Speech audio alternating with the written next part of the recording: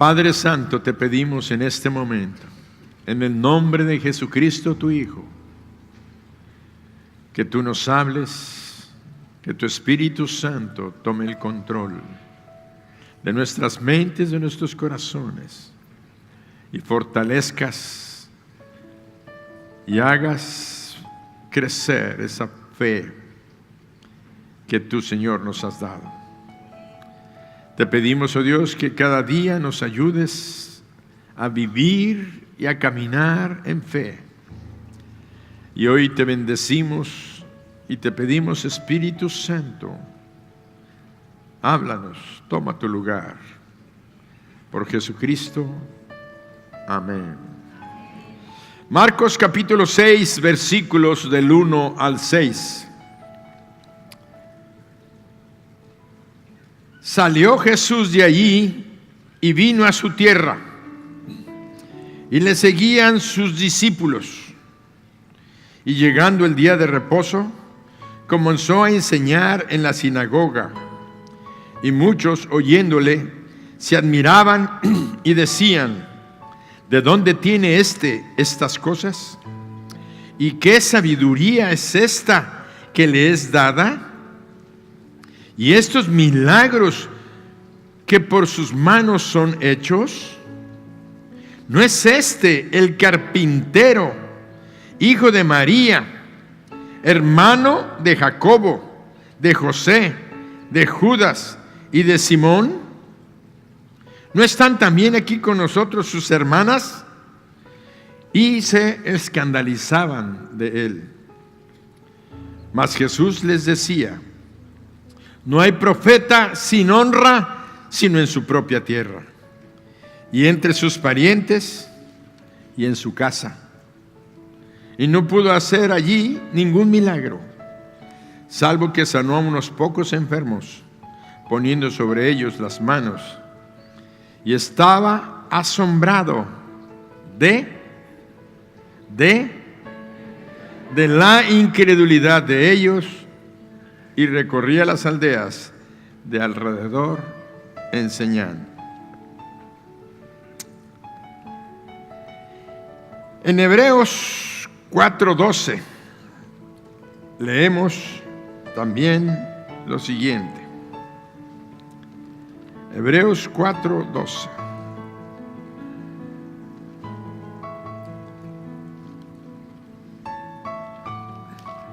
Dice la palabra del Señor: porque la palabra de Dios es viva y eficaz, y más cortante que toda espada de dos filos, y penetra hasta partir el alma y el espíritu, las coyunturas y los tuétanos, y discierne los pensamientos y las intenciones del corazón.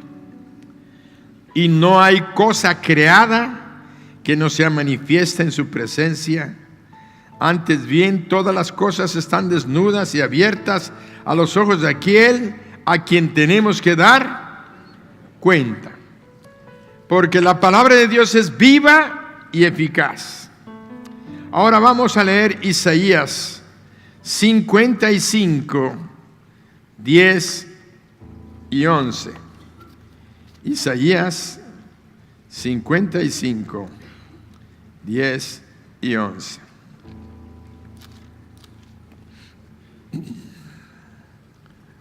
Porque como desciende de los cielos la lluvia y la nieve, y no vuelve allá, sino que riega la tierra y la hace germinar y producir, y da semilla al que siembra y pan al que come.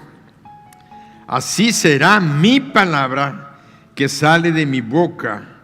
No volverá a mí vacía, sino que hará lo que yo quiero, y será prosperada en aquello para que la envíe. Si hacemos una corta reflexión acerca de los versículos y las porciones bíblicas que acabamos de leer, podemos llegar a una simple y sencilla conclusión, que es: Jesús no pudo hacer milagros en su ciudad, donde Él se crió, donde Él vivió, donde estaba su familia, María, sus hermanos, sus hermanas. Mucha gente ignora que María, después de que tuvo a Jesucristo siendo virgen, tenía un esposo llamado José y tuvo hijos con José. Todos quieren hacer pasar a la virgen como virgen eterna. No. Desde que tuvo a Jesús dejó de ser virgen, si a eso le llamamos físicamente. Pero además tuvo relaciones con su esposo, porque las relaciones matrimoniales son santas, son bendecidas por Dios. No hay nada de malo, ni nada indigno, ni nada sucio en las relaciones sexuales en el matrimonio. Fuera del matrimonio es pecado, es ofensa, es lastimar, es dañar la vida física humana y la conciencia personal y tu relación con Dios. Pero vemos aquí claramente que la Sagrada Escritura tienen aún los nombres de los hermanos varones de Jesús, que eran sus hermanos chiquitos.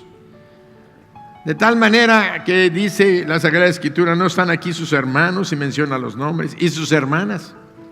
Por eso les decía que era la ciudad de Nazaret, donde Él se había criado.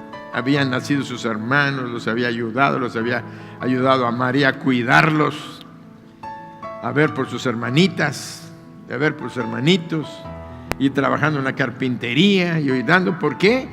Porque dicen que era el carpintero.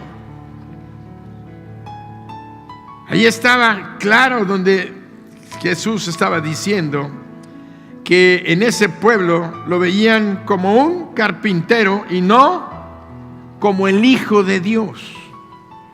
Y no como el Hijo de Dios. Jesús, cuando sale a hacer su ministerio y regresa a Nazaret, llega aquel día y llega a la sinagoga, al templo, y empieza a enseñar. Y la gente de su pueblo, los que le conocían, se asombraban, se maravillaban de lo que Él hablaba. ¿De dónde tiene esta sabiduría? ¿De dónde tiene este conocimiento? ¿Que no es el hijo del carpintero? Y están aquí su familia. ¿Y de dónde tiene Él esos milagros? ¿Tenían qué? Evidencia de que Él era alguien especial. Entonces vemos que dentro de este contexto, la palabra de Dios nos dice que aquellas gentes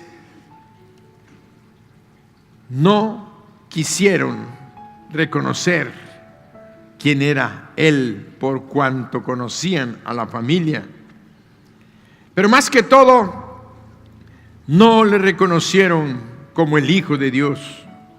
Y dice la Sagrada Escritura, por la incredulidad de ellos. No quisieron creer a pesar de las evidencias que le estaba dando. Allí no encontró fe, encontró incredulidad. Y la incredulidad es la enemiga número 1 de la fe. Y la incredulidad se desliza tan suavemente porque la incredulidad se fundamenta en lo que ves, en lo que oyes, en lo que conoces, en lo que tocas o palpas. Cuando tú tienes algún conocimiento de una cosa y todo, nadie te puede hacer cambiar porque dices, yo lo vi, yo lo sé. Y entonces, cuando las cosas vienen del mundo espiritual a hablarte y Dios te quiere hablar algunas cosas, tú por tu incredulidad lo que haces es rechazar la oportunidad que Dios te está dando de entrar a otro nivel, a otra dimensión que es la del mundo espiritual, el mundo donde suceden y están sucediendo los milagros cada día para todos aquellos que creen. Por eso encontramos en Hebreos 4:12 que nos dice que la palabra de Dios es viva y eficaz. Y luego en Isaías 55:10 nos habla que la palabra de Dios es como aquella agua, como aquella nieve que llega y hace fructificar la semilla que se sembró. La misma palabra que se ha sembrado es la que produce fruto y hace que se vuelva fructífera. Pero hay circunstancias, como dice la misma palabra, los afanes de la vida y el engaño de las riquezas pueden ahogar el poder de aquella palabra hablada. Cuando hablamos de ver milagros, es importante recordar la honra que debemos demostrarle al Señor, porque Él podrá obrar maravillas solamente si creemos en su capacidad que Él tiene de hacerlas.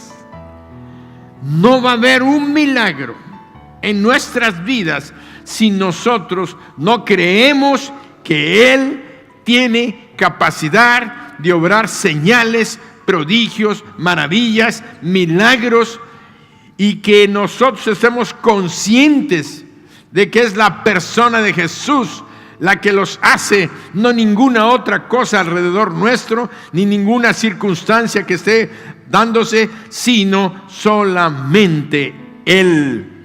Si tenemos fe en Él y si tenemos fe en su palabra, vamos a ver milagros.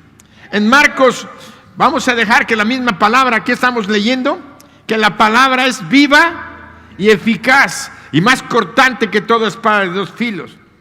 Penetra hasta lo más profundo de nuestro corazón, de nuestra alma. Dice que parte los huesos y se mete hasta el tuétano, la palabra de Dios. Discierne los pensamientos y las intenciones de tu corazón. Muchas veces ni siquiera lo has dicho a nadie. Cuando ya estás leyendo la palabra o la escuchas, sabes que la palabra de Dios penetra y te desnuda y te dice: tiene razón,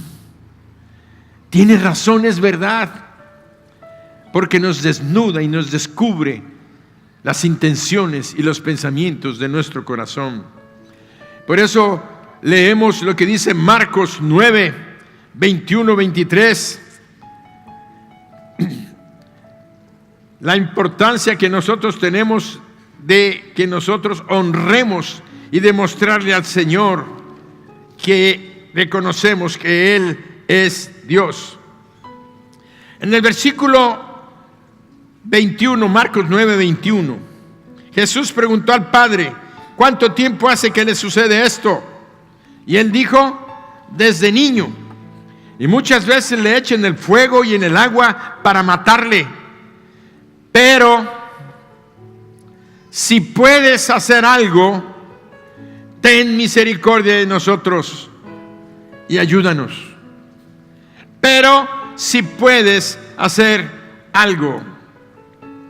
Y hace rato les mencioné, hace unos segundos, cuando hablamos de ver milagros, es importante recordar la honra que debemos demostrarle al Señor, porque Él va a obrar maravillas solamente si creemos en su capacidad de hacerlo. Si tú desconfías de una persona, ¿la estás honrando? Si un médico te dice: yo soy capaz de operar a su hijo y dejarlo bien, mire esto y lo otro y aquello, y tú dices: pues yo no creo, no confío en usted, le estás deshonrando, tal vez lo estés lastimando, tal vez lo estés ofendiendo. Tenemos que entender que en la razón de Jesús, siendo quien Él es, el Hijo de Dios, el Todopoderoso, si tú dices que no confías, que no crees en Él, entonces Él no va a poder hacer los milagros que Él desea, anhela y quería hacer en Nazaret. La gente no creyó en Él. Y dice la Biblia que acabamos de leer, no hizo ahí muchos milagros. No hizo mucho, no es solamente que sanó a algunos enfermos porque les impuso las manos, algunos pocos. Sí los sanó. Se fue como diciendo, yo soy y vean que soy. Pero no hizo más por la incredulidad de ellos, porque no le honraron, declarando y creyendo en que Él tenía capacidad de hacerlo. Y no nada más en Nazaret, sino que vemos que la mayoría de las gentes somos así. Tendemos a ser incrédulos, tendemos a negar el poder de Dios. Cuando tú vas en la calle o conoces a un amigo o una circunstancia y están hablando de milagros, y cuando tú te atreves a decir, es que yo creo que Dios puede obrar este milagro en mi vida, como que te dicen, está bien, sigue creyendo en Dios. Nos dan el avionazo. Y eso es una realidad. Por eso es que nosotros tenemos que venir a la palabra de Dios. La palabra de Dios que es poderosa. Porque la fe viene por el oír. Y el oír por la palabra de Dios. En la medida de que tú estás aquí esta mañana oyendo la palabra de Dios que te estoy mencionando, que estamos leyendo, es donde tú depositas tu fe en su palabra, tu confianza en su palabra. Entonces tu fe crece, se fortalece y está lista para que puedas ver milagros, porque estás confiando en aquel que está hablando, y el que está hablando es Jesús, el autor y el consumador de la fe.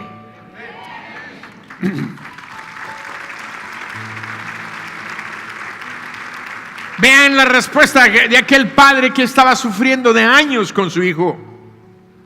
Si puedes hacer algo, si puedes hacer algo, ten misericordia de nosotros y ayúdanos. Si puedes hacer algo. Siempre me ha maravillado y no dejo de repetirlo, porque este es uno de los textos que para mí en mi vida me han transformado, me han cambiado, me han fortalecido. Jesús no le reprochó, no le dijo, ¿cómo? ¿Que no ves quién soy yo? ¿Que no ves que soy el Hijo de Dios? ¿Que no ves que mi Padre es el Altísimo? Él no le dijo ni le reclamó. Él sabía que el enemigo había dominado los pensamientos de la gente. Y cuando aquel hombre le dice, si puedes hacer algo, como diciendo, es casi imposible, pero si tú puedes, ayúdanos. Y ahí estuvo la puerta abierta de aquella fe que se estaba dirigiendo a él. Ayúdanos y ten misericordia de nosotros. ¿Y qué es lo que hizo el Señor? Tener misericordia de ellos. Porque podía haberle dicho, pues eres un incrédulo, no crees que yo soy, que no has oído de todos los milagros que yo he hecho. ¿Por qué había llevado aquel padre a los discípulos de Jesús? Porque sabía que habían hecho milagros y que sanaban enfermos y que echaban fuera demonios. Se los había llevado a los discípulos de Jesús. Los discípulos de Jesús que estaban ahí presentes en ese momento no habían podido echarlo fuera, aquel espíritu demoníaco que estaba en aquel muchacho. Pero el Señor Jesucristo le dice, si puedes creer. No le dijo, si puedes hacer algo. Él le dijo, si puedes creer. ¿Y qué le estaba diciendo? Si puedes creer que yo puedo. No era un simple hecho de creer nada más. Sí creo. ¿Sí crees qué? Si puedes creer, sí creo. ¿Sí crees qué? Entonces tenemos que pensar, el reto del Señor es, si puedes creer, al que cree, todo lo es posible. Pero ¿cuál era el reto?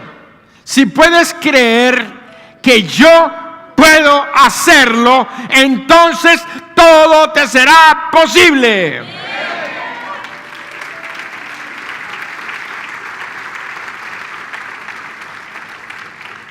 Si puedes creer que yo puedo hacerlo, entonces todo te será posible. E inmediatamente el padre del muchacho clamó y dijo: creo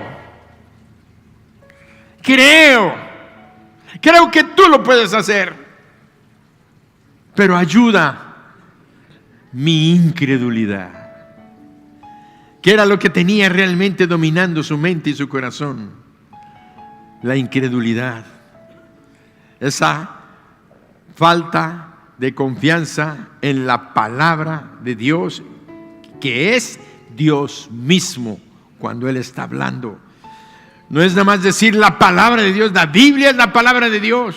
La Biblia es Dios hablándonos. La Biblia es Dios presente, hablándote a tu corazón y diciendo: haz esto, no hagas esto. Entonces tenemos que vivir en esa dimensión de fe para poder ver aquellas cosas que son imposibles en nuestra vida.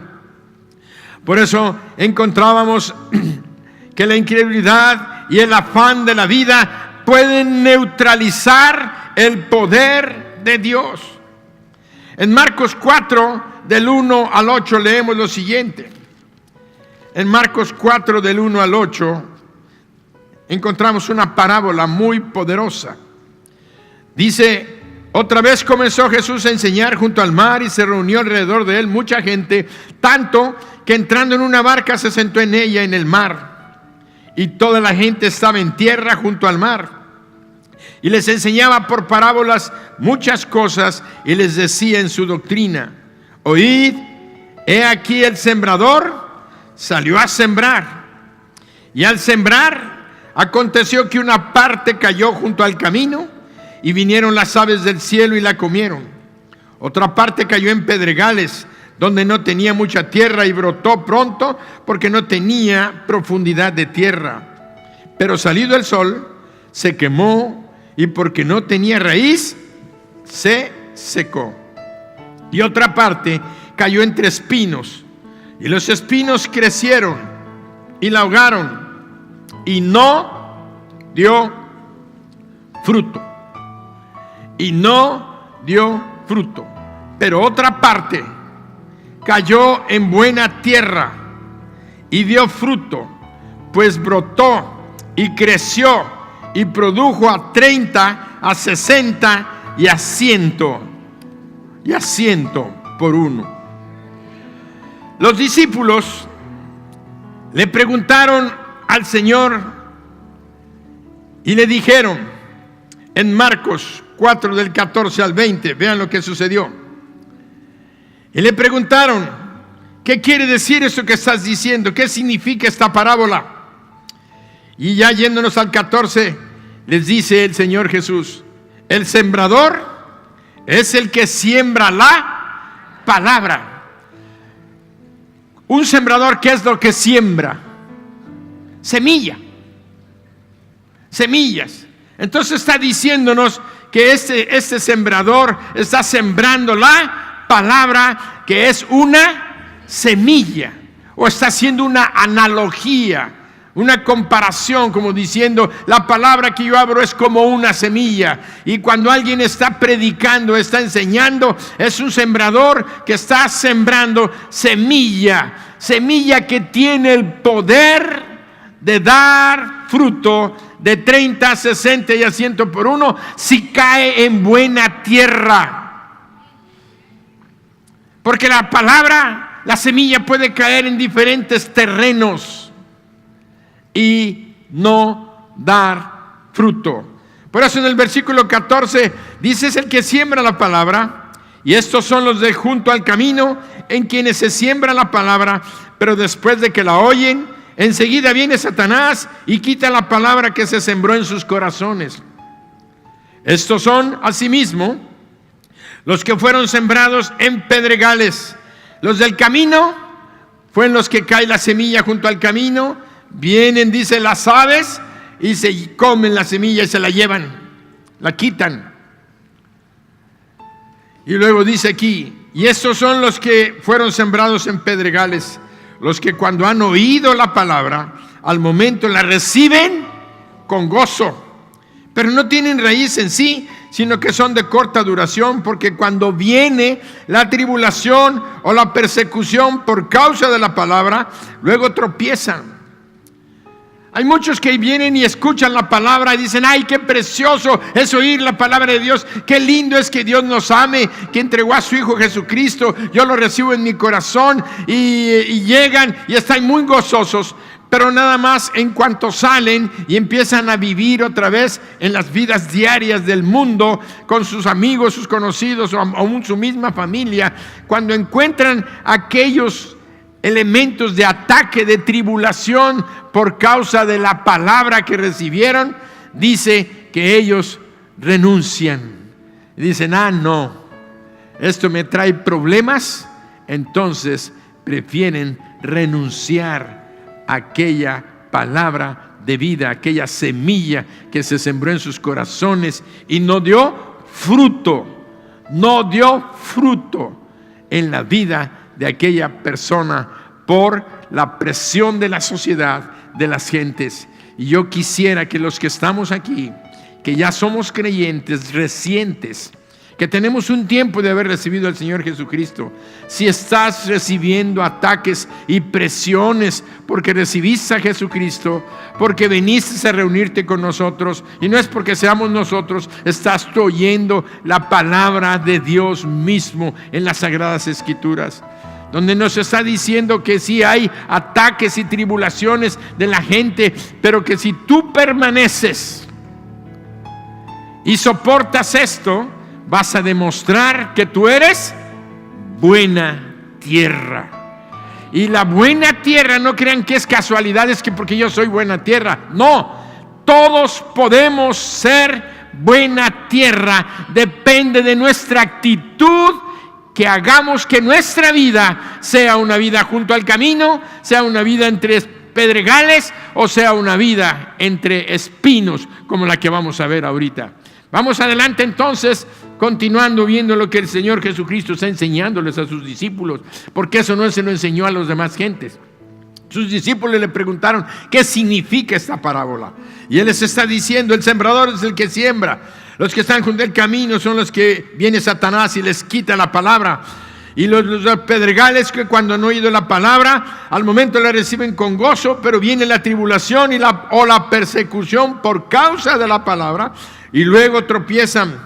Luego dice: estos son los que fueron sembrados entre espinos, los que oyen la palabra, pero los afanes de este siglo y el engaño de las riquezas y las codicias de otras cosas entran y ahogan la palabra y se hace infructuosa. Infructuosa. Al decir infructuosa, quiere decir que no genera y no produce fruto. Y no produce fruto.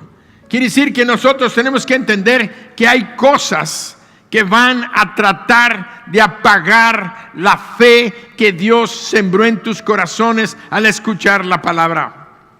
Y hay circunstancias de personas que recién convertidas están gozosas, están contentas, pero dice el afán, los afanes de la vida. ¿Cuáles son los afanes de la vida que menciona la palabra? El preocuparnos por qué comeremos, qué vestiremos, qué techo tendremos, por el trabajo. Y hay muchas personas que vienen a la iglesia después de un tiempo, ven un poco de dificultad en la vida económica, en los afanes de la presión de la gente, y dicen: ah, no voy a ir a la iglesia porque tengo que trabajar, porque tengo que estudiar. A veces me encuentro muchachos que les digo: bueno, ¿por qué no viniste? Es que tenía que estudiar. Ay, no viniste a la iglesia los martes. No, porque tenía que estudiar. Y el domingo no, es que tenía que presentar unos exámenes y me puse a hacer unos trabajos.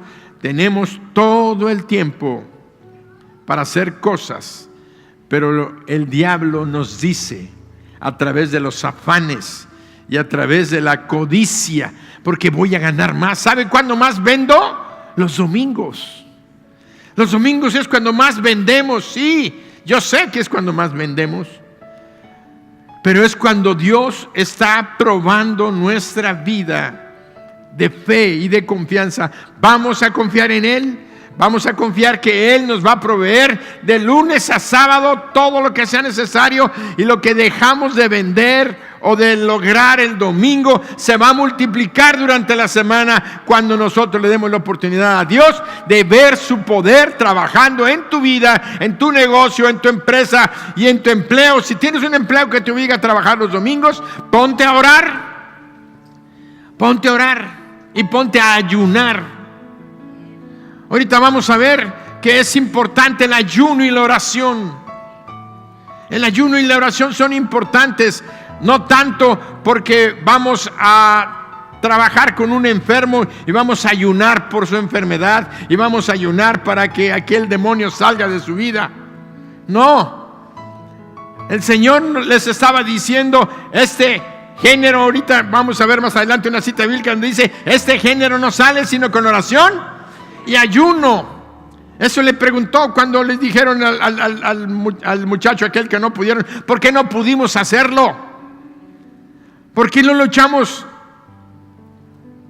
Y este género no sale sino con oración y ayuno. Pero Él les dijo, por vuestra poca fe. Por vuestra poca fe. Quiere decir que nosotros tenemos que tener la confianza en Él, en su persona. Y entonces cuando les dice, no sale sino con oración y ayuno, no era tanto que hicieran ayuno para echar fuera ese demonio. ¿Saben para qué es el ayuno? ¿Para qué es la oración? Haz ayuno por ti. Debemos de hacer ayuno por nosotros y hacer oración pidiéndole a Dios por nosotros para que nuestra fe, ¿qué? Crezca, se fortalezca. Aunque hay un mensaje, no sé si me lo va a dar para el martes o para el próximo domingo, donde hay un mensaje poderoso de que no depende del tamaño de la fe, sino de qué es lo que haces con ella. Así es que vamos a ver entonces que lo que nos está diciendo ahorita el Señor es que nosotros debemos de orar y ayunar para que nuestra fe crezca, nuestra fe se fortalezca, nuestra fe se desarrolle, nuestra fe se afirme para que podamos usarla poderosamente. Y todos decimos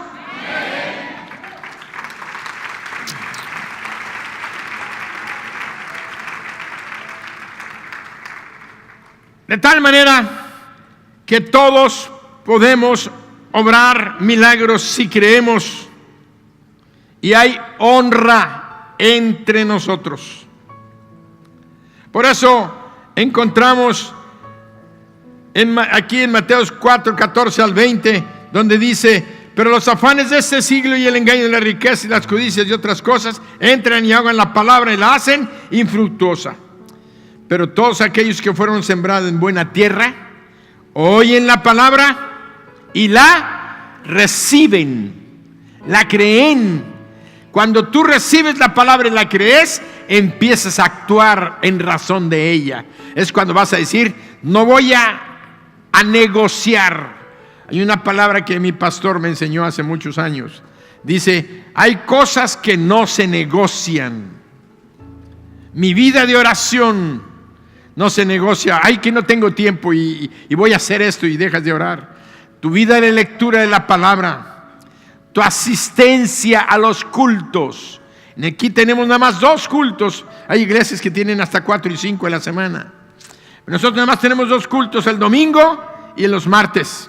Y tenemos reuniones entre semana donde estamos ministrando estamos predicando la palabra, estamos llevando la salvación, estamos llevando sanidad a las personas, donde estamos dándole servicio a nuestro Dios, llevando el poder sanador, salvífico y liberador que Él tiene y que nos ha dado a nuestras vidas. Eso es ministerio. Pero venir a la adoración, venir a la iglesia es fortalecernos. No se negocia, ni tampoco se negocia tu discipulado. La gente dice: ay, no voy al discipulado porque tengo que hacer esto, no voy a mi discipulado porque tengo que hacer lo otro, no voy acá porque tengo que hacer esto. Y siempre andamos negociando las cosas del mundo con las cosas de Dios. Por eso es tan importante que nosotros aprendamos que no podemos dejar a un lado las cosas de nuestro Dios, porque eso es demostrar que somos buena tierra. ¿Quiénes son los que son buena tierra? Los que no negocian las cosas de Dios por las cosas del mundo. Amén.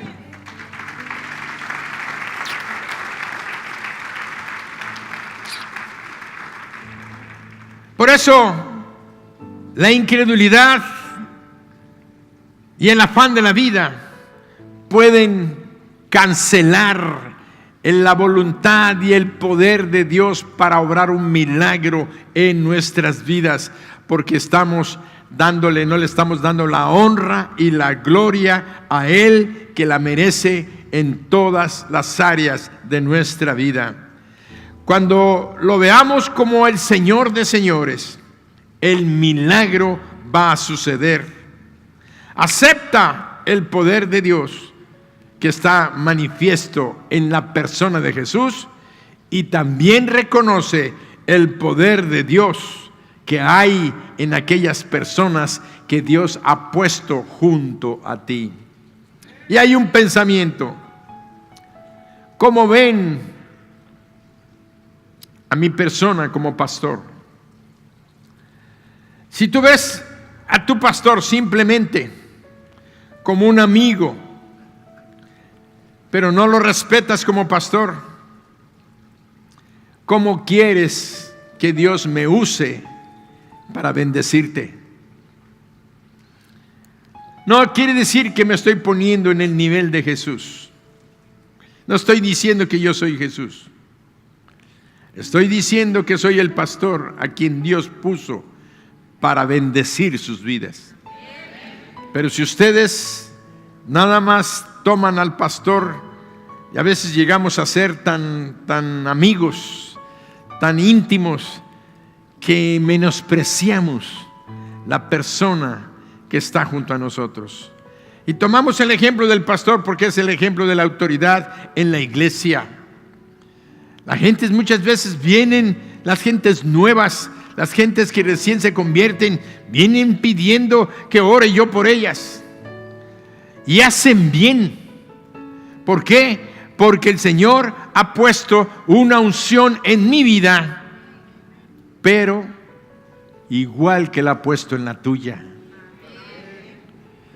Quiere decir que nosotros tenemos que reconocer dos cosas: la autoridad a la cual Dios ha puesto en nuestras vidas, llámese pastor, llámese líder de casa de bendición, llámese tu maestro de discipulado, de tu maestro de ola, de discipulado, de academia, tu maestro que te está enseñando la palabra. Esa persona tú tienes que honrarla.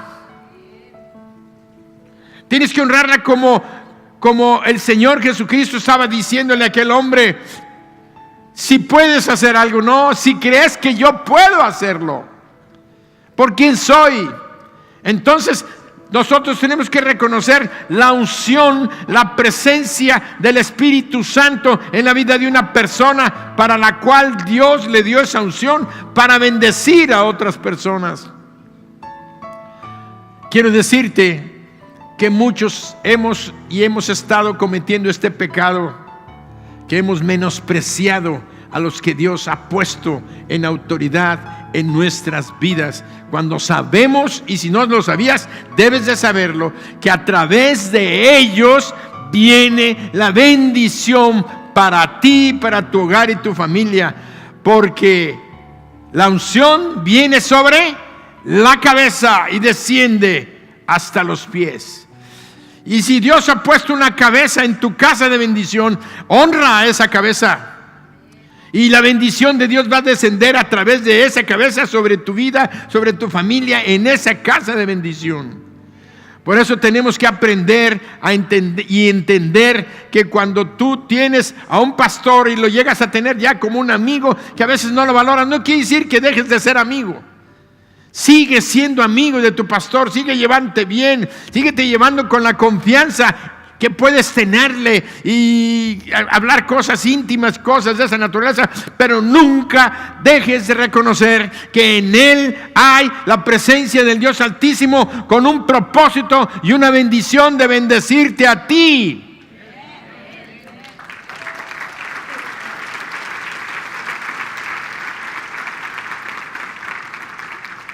Y esto te lo digo no tanto por mí, sino como les decía, todos los creyentes en Cristo tenemos una unción para bendecirnos. Imagínense, si en mi casa yo soy el pastor, a mi esposa nunca se le debe de olvidar que soy el pastor. Pero también es mi esposa. Y llevamos una intimidad. Y en esa intimidad entre ella y yo reconozco que ella es una hija de Dios y que tiene la presencia del Espíritu Santo en su vida. Por tanto, si ella fue puesta en mi vida como esposo para ser la ayuda idónea, yo tengo que escucharla y entender que en ella hay una unción para bendecir mi vida en mi hogar.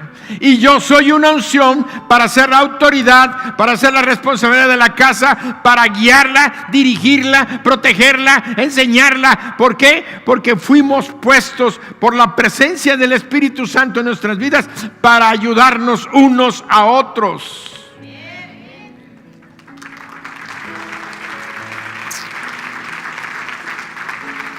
Pero si yo la tomo nada más como mi esposa y una mujer que está viviendo conmigo y que tiene responsabilidad de arreglar la ropa y de hacer cosas en la casa, no va a pasar más de que esa manifestación de la presencia de Dios en su vida sea una bendición para mí. Tengo que reconocer que ella es una bendición para mí. Y aunque nos cueste el trabajo a los varones, y aunque nos retorzamos de nuestro orgullo y nuestra soberbia de machos mexicanos, tenemos que aprender y a reconocer que Dios ha puesto una pareja en tu vida como tu esposa para ser tu bendición. Obviamente, si es cristiana. Si no es cristiana, no puedo decir que va a ser de bendición. No puedo. Porque la bendición viene por la presencia del Espíritu Santo en la vida de ella. Y la presencia del Espíritu Santo solamente viene cuando una persona recibe a Jesucristo en su corazón. Entonces, entre esposos podemos ser usados por Dios, pero debemos darnos honra a pesar de nuestros defectos, ya que yo tengo defectos, muchos defectos, ella tiene defectos, muchas fallas, pero esos no van a ser estorbo para la bendición de Dios cuando estamos dispuestos a reconocer que no voy a ver sus defectos, sino voy a ver la presencia de Dios en su vida y a escucharla. Y cuando Dios ve eso en mi corazón, Dios va a permitir que Él que vive en ella me hable para aconsejarme, para apoyarme, para dirigirme, orientarme. Pero que al fin de cuentas la responsabilidad dentro de la casa y dentro de la iglesia como pastor y yo como matrimonio, como padre de familia, está en mí. Pero tenemos que escuchar. ¿Y por qué les digo esto? Porque ¿cuántos de nosotros menospreciamos a nuestros hermanos? Con lo que está sentado ahí junto a ti, a veces puede ser que ni lo conozcas o no sepas ni quién es, o a lo mejor sabes quién es, sabes que tiene muchas fallas, sabes que tienes muchos defectos y no lo valoras. ¿Y sabes qué? No has recibido las bendiciones que Dios tiene para tu vida a través de tu hermano en Cristo, quien puede orar por ti y obrar el milagro que necesitas y lo has estado perdiendo porque no valoras a la persona que está junto a ti.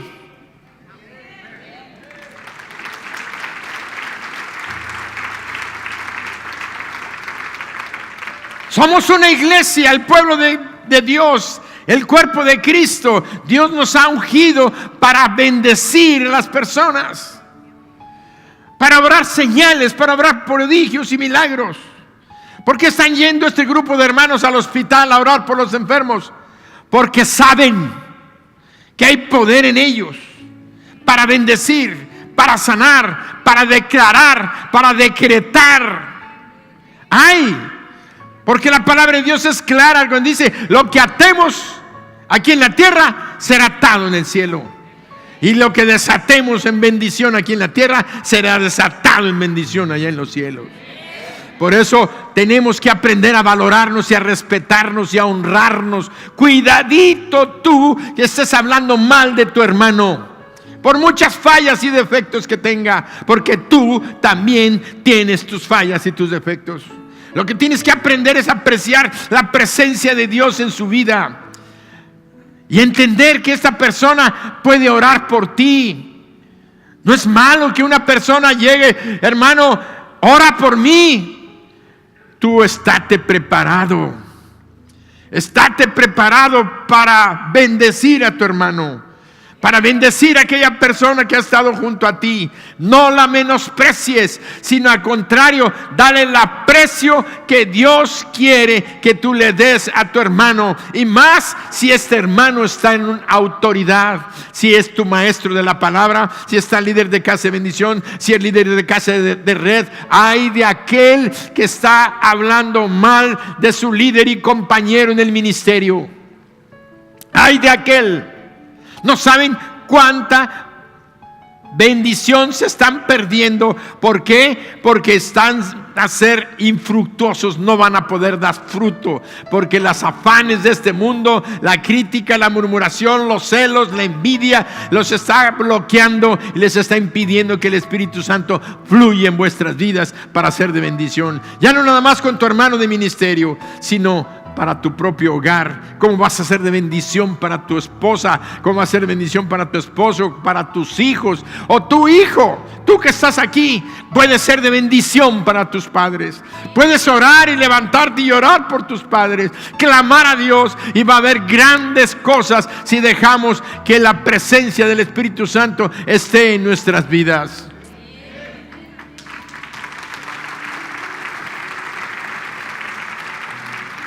Todos podemos obrar milagros si creemos y hay honra entre nosotros.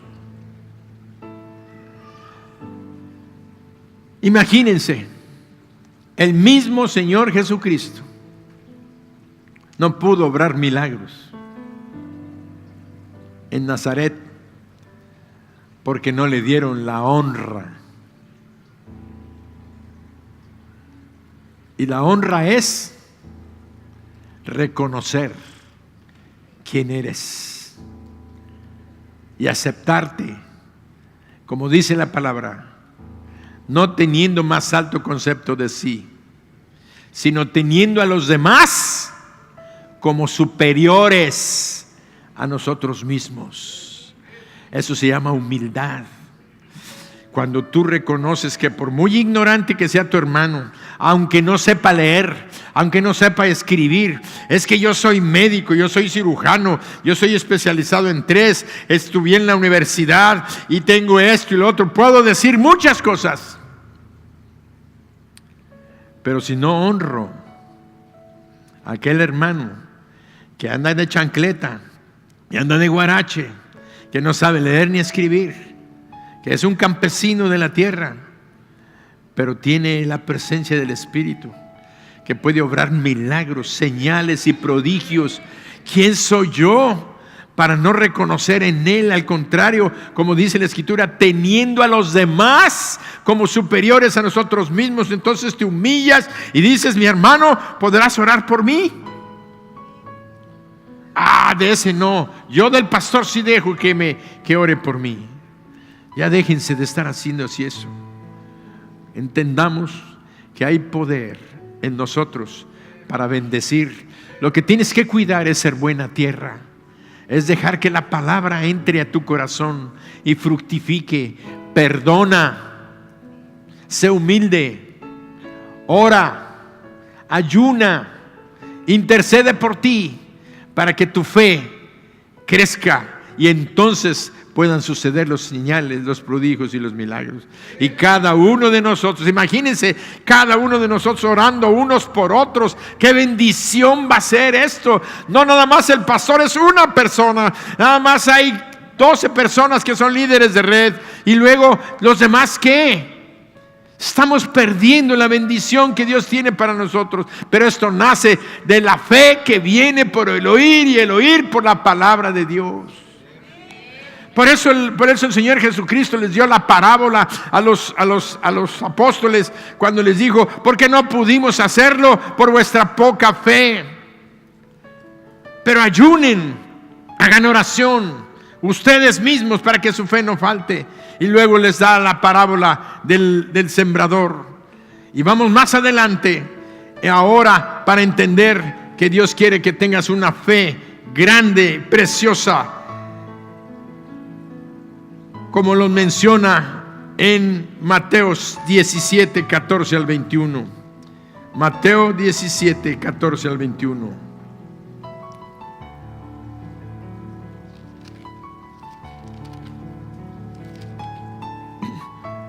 Cuando llegaron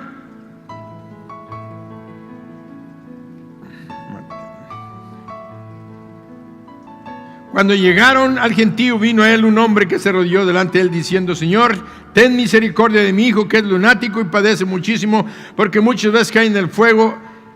Ya lo leímos Mateo 17, del 19 al 21. Jesús les dijo: por vuestra poca fe, porque de cierto os digo que si tuvierais fe como un grano de... Fíjense, Jesús les dijo, cuando ellos le preguntaron por qué no pudimos echarlo, Jesús les dijo: por vuestra poca fe, porque de cierto os digo que si tuvierais fe como un grano de mostaza, diréis a este monte: pásate de aquí allá, y te pasará, y nada os será imposible. Pero este género no sale sino con oración y ayuno. Tenemos que orar por nosotros para que nuestra fe crezca. Pero retrocedamos un momento, donde dice que si tuvierais fe como un grano de mostaza, diréis a este monte: pásate de aquí, y allí se pasará, y nada os será imposible. Él les explicó que tenían poca fe y les puso el ejemplo de un grano de mostaza. Pero la analogía que está haciendo el Señor no se trata de tamaños.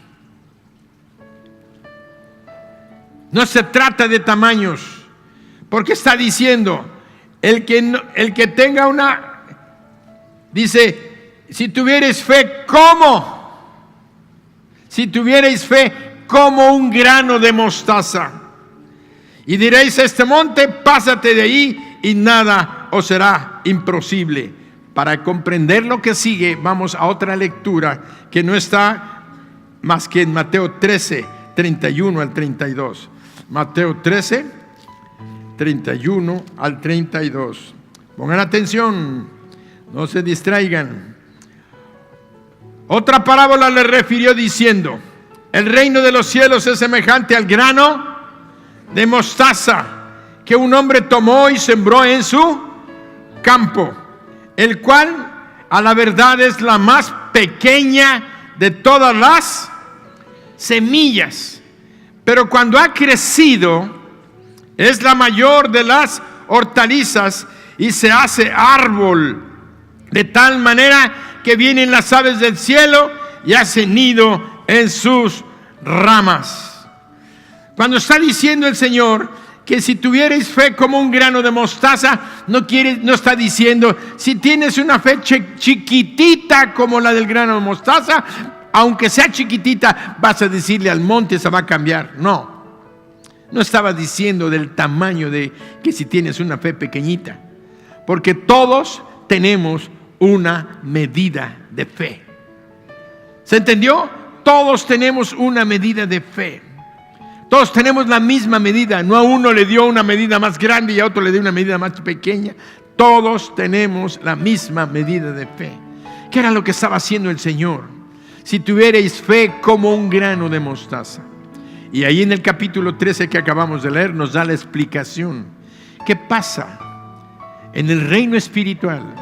A veces no entendemos, ni comprendemos, ni entendemos cosas que están sucediendo porque somos incrédulos.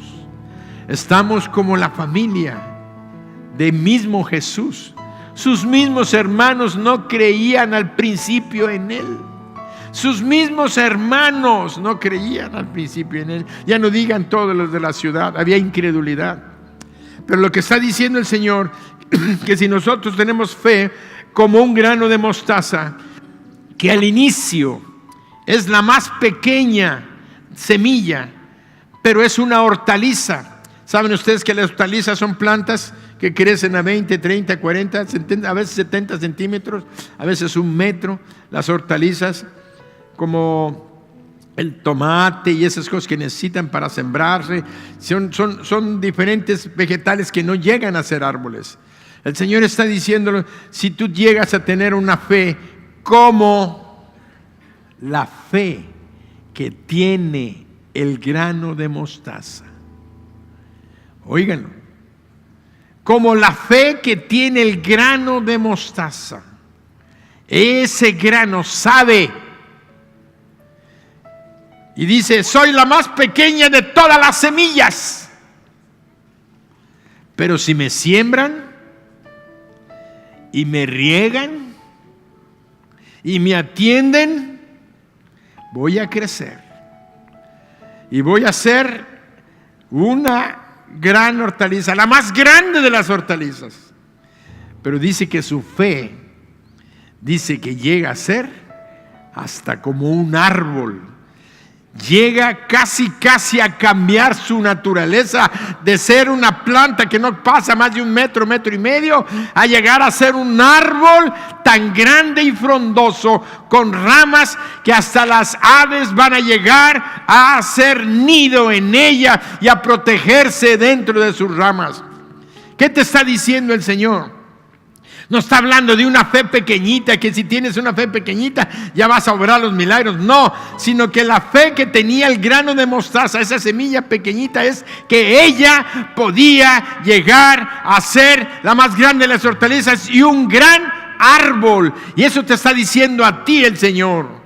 Te está diciendo que tu fe tiene que ser como la del grano de mostaza. Aunque tu principio sea pequeño, tu inicio en tu vida sea pequeño, tú sepas que vas a llegar a ser una persona con capacidades, habilidades tan grandes que vas a llegar a ser un árbol donde mucha gente va a venir a buscarte y a refugiarse con sus sueños, con sus planes, con sus propósitos, y tú los vas a guiar, los vas a enseñar, los vas a dirigir y los vas a lanzar a hacer cosas grandes, porque tú llegaste a ser una cosa grande.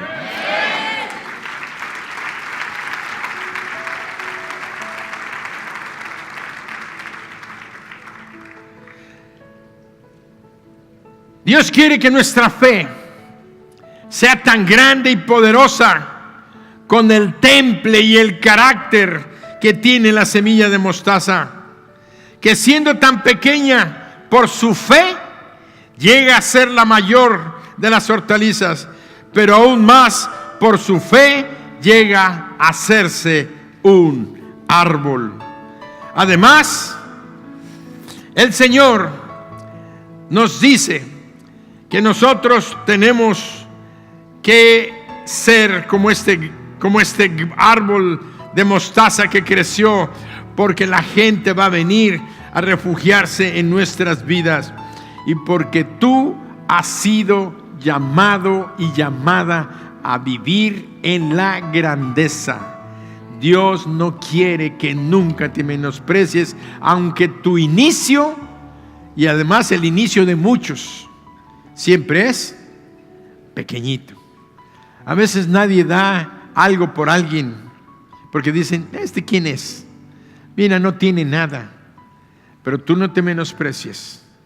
Ten tu fe puesta en aquel que todo lo puede y para el cual no hay imposible. No te veas como eres ahora. Mírate con los ojos de la fe. Mírate como una persona exitosa y feliz. Si crees con esa fe de la mostaza, todo será posible en tu vida. Sanidad, restauración, salvación. Y no te preocupes por cuál es el costo que va a haber, porque en el reino de los cielos todo se opera por medio de la fe y no por obras. Quiere decir que Dios te va a ayudar, te va a auxiliar, te va a proveer. Todo lo que tienes que hacer es creer y orar, porque al hacerlo tu fe se fortalece. Romanos 10:17 dice: la fe viene por el oír y el oír por la palabra de Dios. Una cosa, nunca te olvides de que la palabra dice: el justo por su fe vivirá. Todos los días debes de vivir con fe. Cada problema que tengas cada día, vívelo con fe, creyendo lo que Dios ha dicho, que tengas la fe como la semilla de mostaza, que tú vas a triunfar, vas a ser grande y vas a vencer en toda circunstancia. No va a haber nada imposible para ti. Vuelvo al principio de la lectura. Jesús llegó a Nazaret y no creyeron quién era Él. Para ellos era el carpintero. Que para ti, el que vive en tu corazón, óyelo, escúchalo, para ti el que vive en tu corazón es el Hijo de Dios, que te está dando la presencia de su Espíritu Santo en ti. Es Cristo y su Espíritu en ti para obrar señales, prodigios y milagros con tu hermano, con tu familia, en tu trabajo, donde quiera que vayas. Y esta mañana viene un rompimiento en nuestro corazón de que el Hijo de Dios vive en mi corazón, en tu corazón, y que por lo tanto somos más que vencedores. Ponte de pie.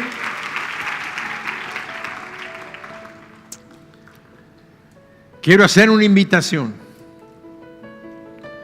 Hay alguno de ustedes que en esta mañana vino aquí por primera o por segunda ocasión, pero hoy has escuchado a Dios hablarte a tu corazón. Él quiere salvarte. Cuando digo salvarte, quiere decir te quiere salvar del infierno, de la muerte eterna.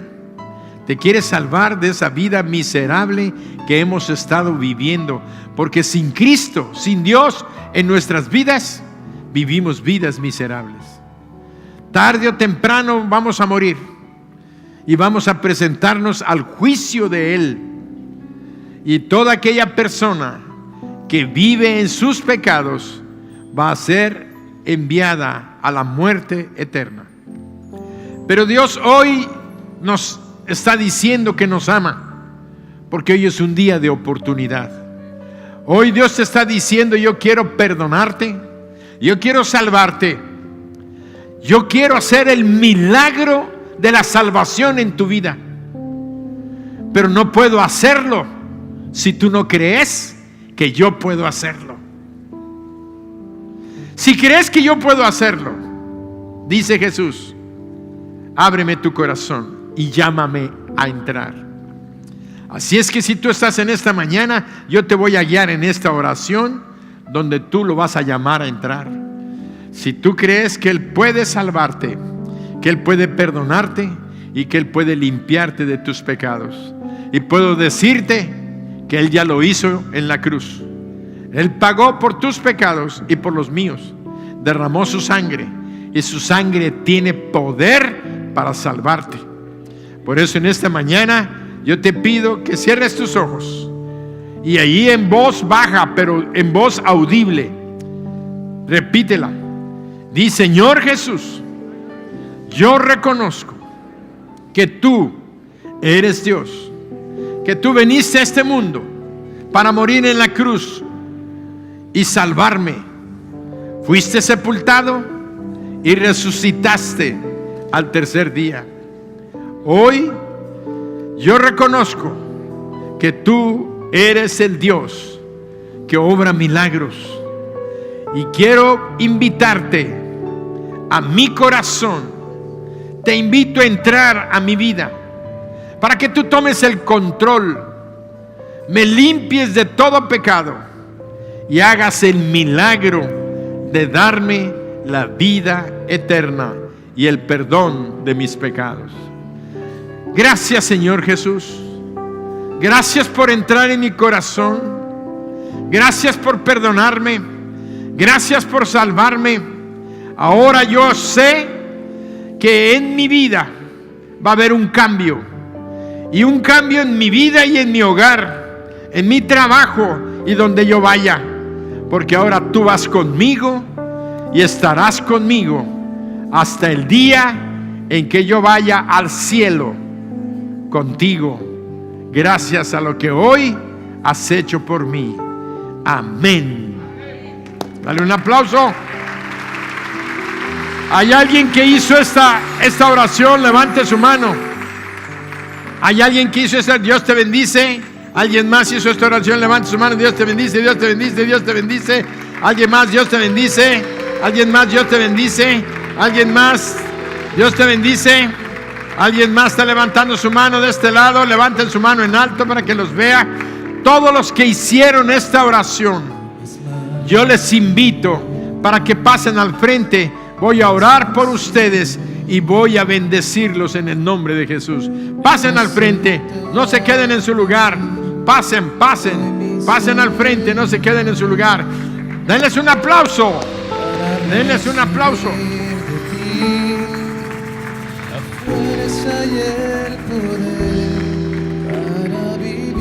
Vida nueva, vida cambiada. Bendiciones vienen a sus vidas. Milagros van a empezar a suceder. Aparte de que ya es la salvación y el perdón de sus pecados, vida eterna.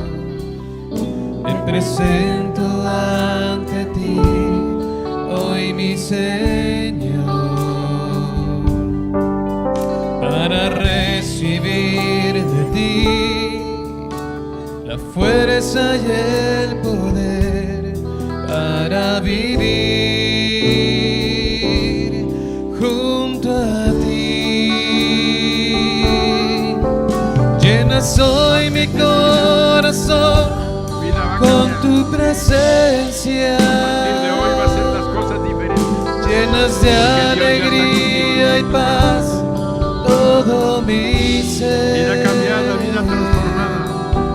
Y en cualquier necesidad tú me responderás, En nombre de Jesús. porque me Declaramos amas, en todo tu cuerpo. me amas.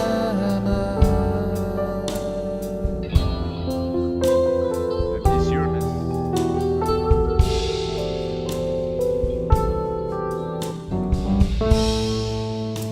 Levantemos nuestras manos.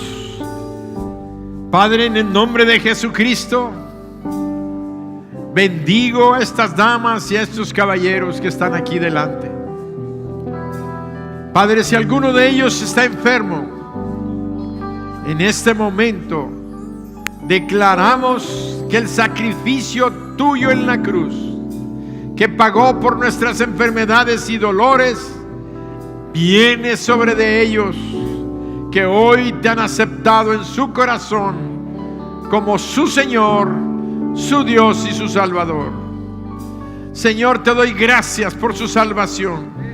Los bendigo y bendice sus familias, sus hogares, sus vidas financieras. Y Padre, por la muerte tuya, por ese sacrificio en la cruz donde pagaste por las enfermedades, también declaramos sanos sus cuerpos de toda enfermedad. En el nombre de Jesús. Y todos decimos amén. Un aplauso fuerte. Atrás de ustedes hay una persona que les va a dar un abrazo en el nombre de Jesús.